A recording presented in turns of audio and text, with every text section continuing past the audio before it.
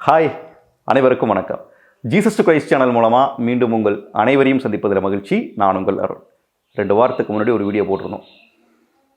பாடகர் குழு நம்மை திருப்பலியில் ஒன்றிக்க வைக்கிறதா அல்லது சிதறடிக்கிறதா அப்படிங்கிற அடிப்படையில். அந்த வீடியோனுடைய இன்டென்ஷன் என்னென்னா, நான் பர்சனலாக அனுபவித்த சில ஒரு உணர்வுகள் தான் வச்சுக்கோங்களேன்.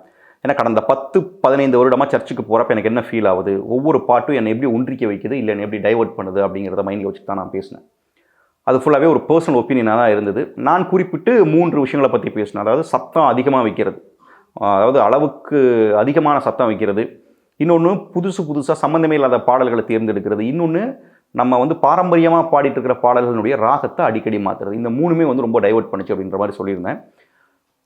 இப்போது இந்த வீடியோனுடைய கமெண்ட்டை போய் பார்க்கும்போது ஆச்சரியமாக இருந்தது.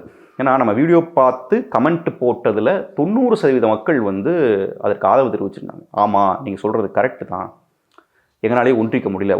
ஒவ்வொருத்தரும் ஒவ்வொரு கருத்தை சொல்லியிருந்தாங்க. அதில் நிறையா இருந்தது. நீங்கள் வேணும்னா அதை போய் படித்து பாருங்கள். அதில் ஒரு 3 கமெண்ட் எனக்கு ரொம்ப முக்கியமானதாக பட்டது. 3 to 4 கமெண்ட் எனக்கு முக்கியமானதாக பட்டது. அதில் 2 என்ன அப்படின்னா, 2 பாடகர் குழு தரப்புலேருந்து வந்தது. அதில் ஒருத்தர் பாடகர் குழுவில் இருக்கார். அவர் என்ன எழுதியிருந்தார்னா, ப்ரோ நீங்கள் சொல்கிறத நான் உள்வாங்கி, அதாவது நான் கவனத்தில் எடுத்துக்கிறேன் அப்படின்ற மாதிரி அவர் சொல்லியிருந்தார். அவர் ஓகே நீங்கள் பேசுகிறது சரியாக தான் இருக்குது, அதை நான் கவனத்தில் எடுத்துக்கிறேன்ற மாதிரி சொல்லியிருந்தார். இன்னொருத்தர் என்னென்னா, அதில் ஒரு சின்னதாக எதிர்கருத்து மாதிரி வச்சுருந்தார். அவர் சொன்ன எதிர்கருத்து என்னென்னா, நான் சொல்லுகிற குற்றச்சாட்டு, அதாவது நம்ம சேனல் சார்பாக நம்ம சொல்கிற அந்த குற்றச்சாட்டுங்கிறது வெகு சில இடத்துல மட்டும்தான் நடக்குது, பரவாயில்ல அப்படி நடக்கிறது இல்லை அப்படிங்கிற மாதிரி சொல்லியிருந்தார்.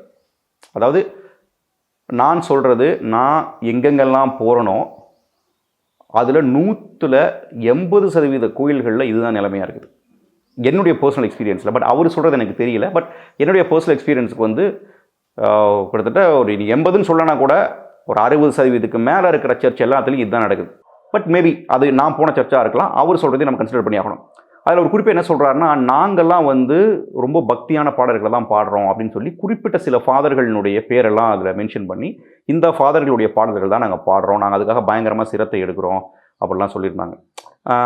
அவங்க சொன்னதெல்லாம் ஓகே தான். நான் கடைசி என்ன பாயிண்ட் சொல்லியிருந்தாங்கன்னா, இதில் நாங்கள் ரொம்ப ஒன்றிப்போட தான் பாடுறோம், அதை அவங்க கவனிக்க முடியலன்னா அது அவங்களுடைய பிரச்சனை அப்படிதான். இந்த இடத்த தான் நம்ம முக்கியமாக எடுத்துக்க வேண்டியதாக இருக்குது. ஏன்னா அவர் என்ன சொல்கிறாரு, நாங்கள் ஒன்றிப்போட தான் பாடுறோம், நாங்கள் பக்தியோடு தான் பாடுறோம், கவனிக்க முடியலன்றது அவங்க பிரச்சனை தானே, அதுக்கு நம்ம ஒன்றும் பண்ண முடியாதுல்ல அப்படிங்கிறார்.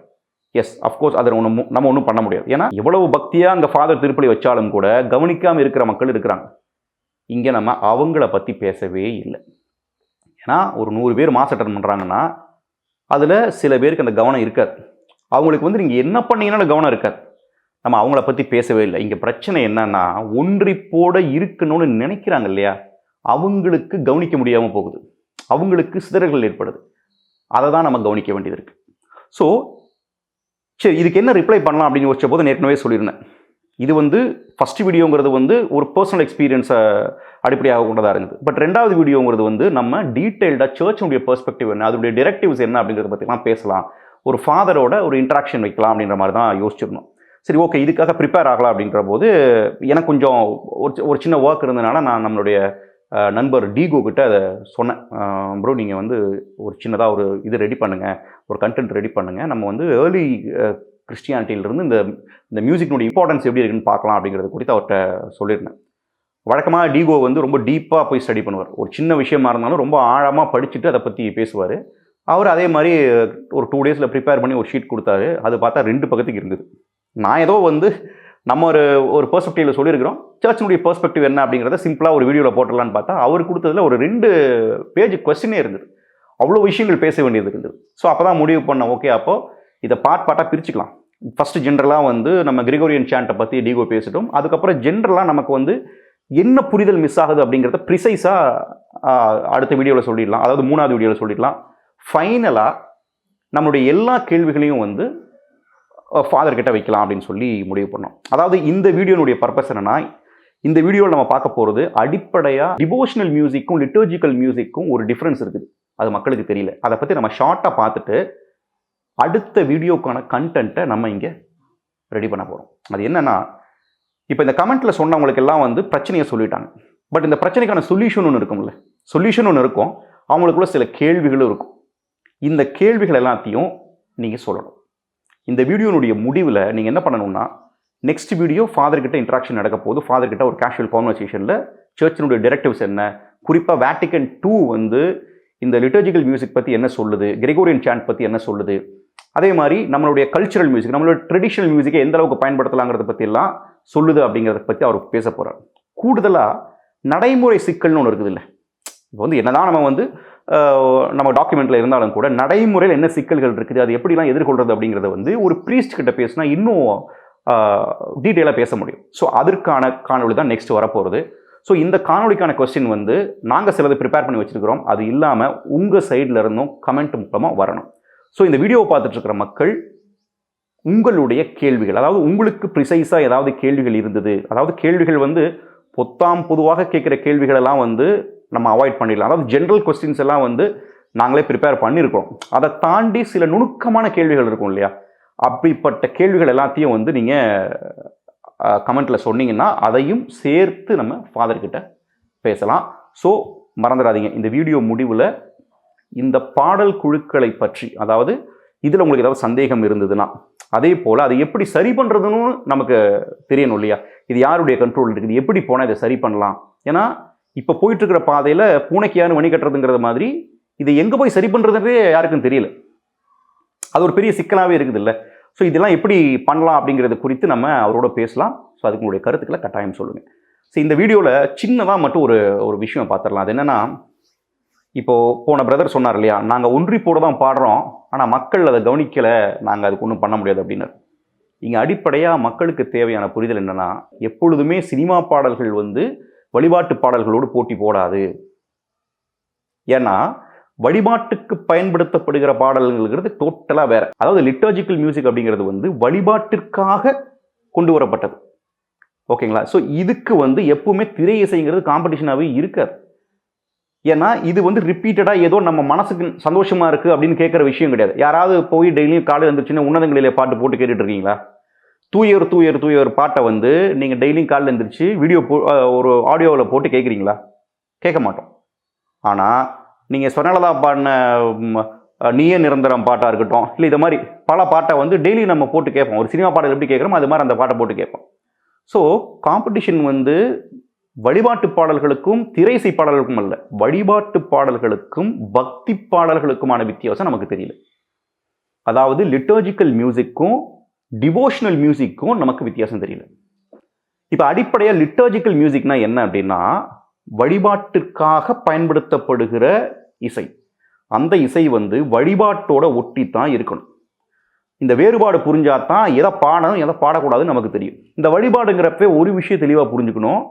இங்கே டிரெக்டிவ்ஸ் வந்து என்ன செய்யணும்னு ஏற்கனவே சொல்லப்பட்டிருக்கு. இப்போ கத்தோலிக்க திருச்சபையினுடைய வழிபாடு என்ன?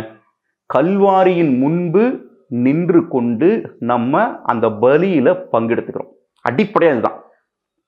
கோயில்களை போகும்போது என்ன, அங்கே கல்வாரியின் முன்பாக நின்று 2000 வருஷத்துக்கு முன்னாடி நடந்த ஒரு பலியில் நம்ம போய் பங்கெடுத்துக்கிறோம். அப்போது அந்த இயேசுவின் முன்பாக என்னென்ன பாடல்கள் பாடணும், இங்கே இந்த பாட்டு பாடலாமா அப்படிங்கிற ஒரு கேள்வி வந்தாலே நமக்கு ஞானம் பிறந்துடும். கண்டிப்பாக பிறந்துடும்.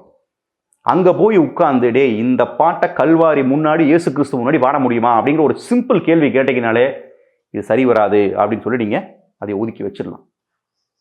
அப்போது நம்ம என்ன தப்பு பண்ணுறோம்னா, பக்தி பாடல்கள் அப்படின்னு சொல்லிட்டு, பக்தி அப்படிங்கிறது வந்து ஒரு தனி மனிதன் சம்மந்தப்பட்டது.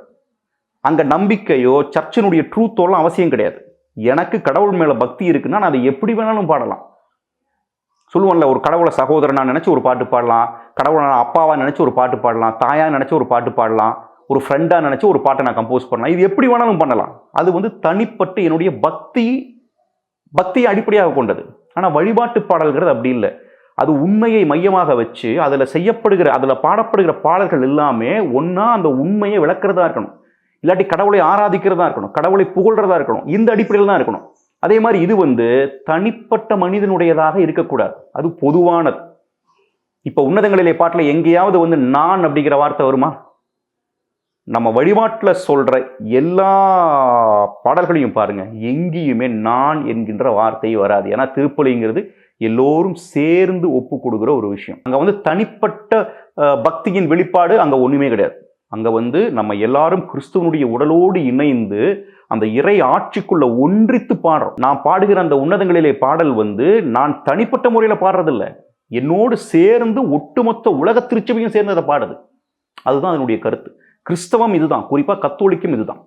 ஸோ இந்த வழிபாட்டு பாடல்கள் வந்து பொதுவானதாக இருக்கும். ஆனால் டிவோஷனல் சாங்ஸ் அப்படி இல்லை. டிவோஷனல் சாங்ஸுங்கிறது வந்து தனிப்பட்ட முறையில் நான் பாடலாம்.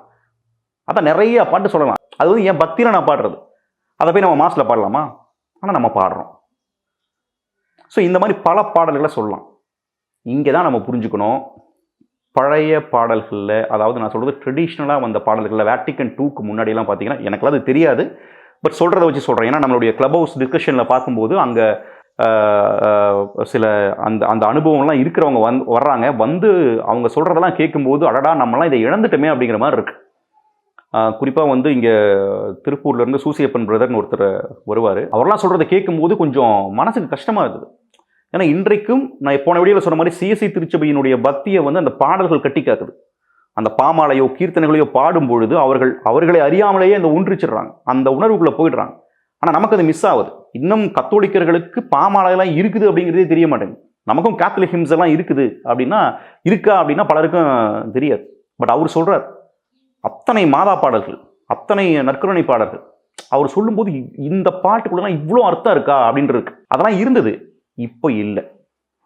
கிட்டத்தட்ட ஒரு 20-30 ஆண்டுகளாக நம்ம வந்து அதை இழந்திருக்கிறோம். அதுக்கு என்ன காரணம் அப்படின்னா, இப்போ வேட்டிக்கன் 2க்கு அப்புறம் சர்ச் என்ன சொல்லுச்சுன்னா, உங்களுடைய கலாச்சாரம் சார்ந்தும் நீங்கள் அதை பயன்படுத்துங்க. ஆனால் அது சொன்ன முக்கியமான விஷயம் என்னென்னா, அது உங்களுடைய பக்தியை மேம்படுத்துமானால் அதை பயன்படுத்துங்க, அவ்வளோதான். ஆனால் நம்ம என்ன பண்ணிட்டோம்னா, அந்த ஆராய்ச்சிக்குள்ளே போவே இல்லை, இஷ்டத்துக்கு நம்ம கொண்டு வந்துட்டோம். இன்னைக்கு அதுதான் நம்மளை வந்து நமக்கு மிகப்பெரிய சவாலாக இருக்குது. அதனால தான் உங்கள்கிட்ட ஒரு விஷயம் சொன்னேன், இந்த வீடியோ தான் அடுத்த வீடியோக்கான கண்டென்ட், ஓகேங்களா?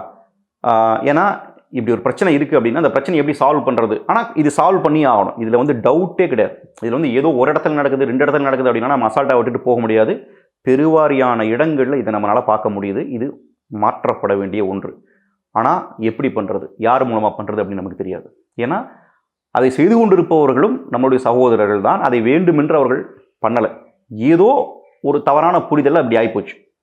யாரும் இன்டென்ஷனலாக அதை பண்ணலை. அப்போ அந்த சரியான புரிதலை ஏற்படுத்த வேண்டும். அந்த மாற்றத்தை கொண்டு போகிறதுக்கு வந்து நம்ம எல்லாம் சேர்ந்து செயல்படணும். முதல்ல எதிர்ப்பு மனநிலையை நம்ம விட்டுறணும். போனோடனே வந்து கொடி பிடிச்சி போராடுற மாதிரி நம்ம போய் எப்படி பண்ணலாம் அப்படிலாம் கேட்கக்கூடாது. முதல்ல நம்ம சர்ச்சினுடைய டிரெக்டிவ்ஸை சொல்லி அது எந்த அளவுக்கு வந்து அதாவது இப்போ பாடிட்டு இருக்கிற விதங்கள் வந்து எந்த அளவுக்கு நமக்கு தடையாக இருக்குது அப்படிங்கிறதெல்லாம் பொறுமையாக எடுத்து சொல்லி அது சரியான முறையில் வந்து அது போய் சேரணும். ஸோ இதெல்லாம் எப்படி பண்ண போகிறோம் அப்படிங்கிறத கண்டிப்பாக நம்ம அடுத்த வீடியோவில் பேசலாம். நான் சொல்கிறத மறந்துடாதீங்க. திருச்சபையில் இசையினுடைய பங்கு, பாடல்களுடைய பங்கை பற்றி A to Z என்னென்ன கேள்விகள் இருந்தாலும், அல்லது நாங்கள்லாம் வெளிப்படுத்தாத இந்த வீடியோவில் சொல்லாத ஏதாவது கருத்துக்கள் இருந்தாலும் தயவு செய்து அதை கமெண்ட்டில் சொல்லுங்கள். அதை பற்றி ஒரு ஓப்பன் டிஸ்கஷனில் நம்ம ஃபாதர்கிட்ட பேசலாம். ஸோ மீண்டும் சொல்லிக்கிறேன், வழிபாட்டு இசைக்கு திரை இசை போட்டி இல்லை, பக்தி இசை தான் போட்டியாக இருக்குது. பக்தி இசைங்கிறது வந்து வெளியில் பாட வேண்டியது, ஓகேங்களா? அதை வந்து கடவுளை பற்றி எப்படி வேணாலும் இருக்கலாம். அதுக்கும் இன்ஸ்ட்ருமெண்ட் என்னென்ன பயன்படுத்தணும் அப்படிங்கிறதெல்லாம் இருக்குது. அதை வந்து நம்ம போகிற போக்கில் ஒரு திரை இசை பாடல்கள் மாதிரியே இதை பண்ணிடலாமான்னா கூட, வழிபாட்டு இசை எப்படி அதற்கு ஒரு வரைமுறை இருக்குதோ அதே மாதிரி பக்தி இசைக்கும் ஒரு வரைமுறை இருக்குது. அந்த வரைமுறைக்குள்ளே தான் அதையும் நம்ம பாடணும். பட் அதில் கூட நம்ம கொஞ்சம் லிபரலாக இருக்கலாம். அது வந்து நம்ம ரொம்ப போய் திணிக்க முடியாது. பட் வழிபாட்டு இசைக்கு வந்து நிச்சயமாக ஒரு வரையறை இருக்கணும். இனியும் நம்ம அதை டாலரேட் பண்ணக்கூடாது, ஓகேங்களா? ஸோ அட்லீஸ்ட் வந்து இனிமேல் பாடப்போகிற பாடல்கள் வந்து அது வழிபாட்டிற்கான இசையா இல்லை பக்தி இசையா அப்படிங்கிறத வேறுபடுத்தி வழிபாட்டிற்கான பாடல்களை மட்டும் தேர்ந்தெடுத்து பாட கேட்டுக்கொள்கிறேன். நிச்சயமாக பாடகர் குழுவில் யாராவது இருந்தீங்கன்னா நான் சொல்கிறத தயவு கூர்ந்து அதை கன்சிடர் பண்ணுங்கள். அடுத்த வீடியோவில் பார்க்கலாம். நன்றி.